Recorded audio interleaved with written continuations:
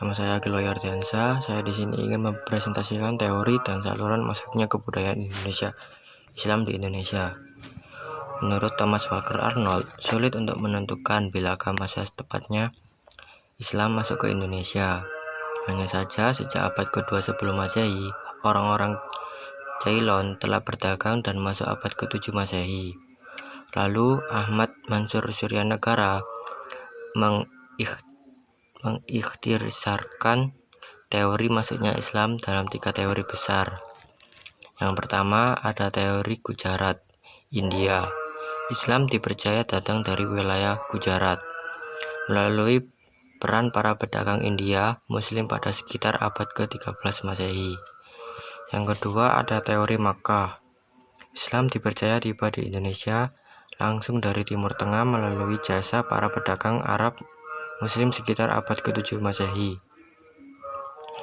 Yang ketiga ada teori Persia. Islam tiba di Indonesia melalui peran para pedagang asal Persia yang dalam perjalanannya singgah ke Gujarat sebelum ke Nusantara sekitar abad ke-13 Masehi.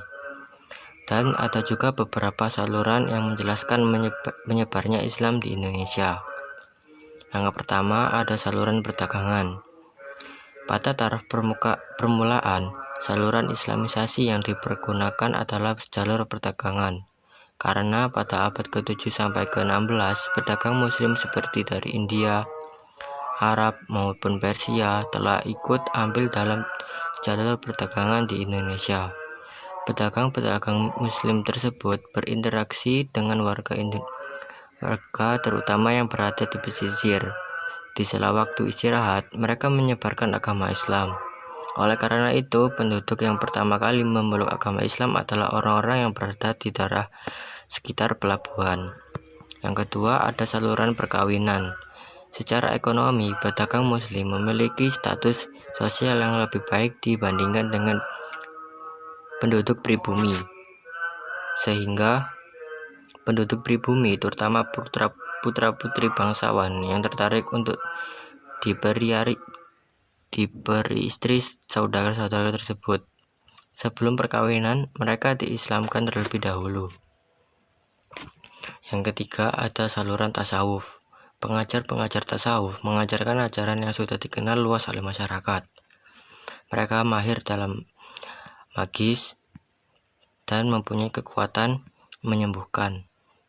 Dalam kelanjutannya, mereka berbaur dengan masyarakat sehingga ada yang mengawini putri-putri bangsawan setempat. Yang keempat, ada saluran kesenian. Saluran Islamisasi melalui kesenian yang paling terkenal adalah wayang. Sunan Kalijaga adalah tokoh yang paling mahir dalam mementaskan wayang. Beliau meminta para penonton untuk mengikutinya mengucapkan kalimat syahadat.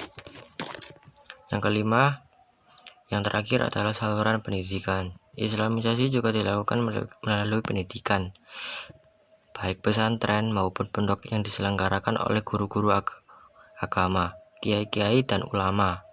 Di pesantren atau pondok ini, calon ulama, guru agama dan kiai mendapatkan pendidikan agama Islam. Sekian presentasi dari saya. Jika ada salah kata mohon dimaafkan. Wassalamualaikum warahmatullahi wabarakatuh.